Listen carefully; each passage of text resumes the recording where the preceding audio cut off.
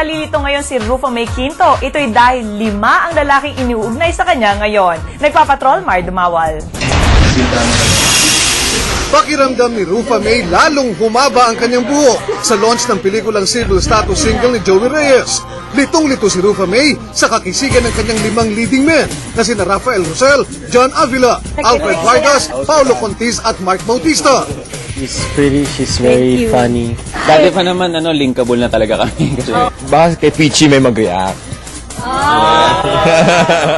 First time daw siyang naguluhan ng ganito, lalo't walang itulak kabigin sa mga binata. Oo nga eh. Ayun, hindi ko pwedeng kontrahin yung sinabi mo. Kasi totoo naman. Tsaka 5 yun, parang nanghihina ng tuhod. Kaya ko i-handle. Sabay-sabay. Hindi ko yata kaya i-handle.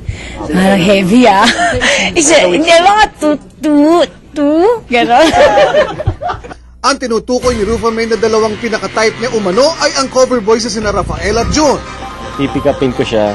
May mga iba't ibang paraan para magkatuluyan kami.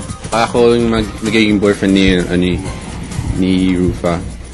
Mas open daw ngayon si Rufa May na umibig dahil certified single ang mga lalaking nakapaligid sa kanya. I think pwede kahit naman sino sa kanilang maling sa akin. Gusto nila akong makilala ng lubusan. Magpasabi lang sila. Paabiso lang. Okay. Mario Dumawal, Patrol ng Pilipino.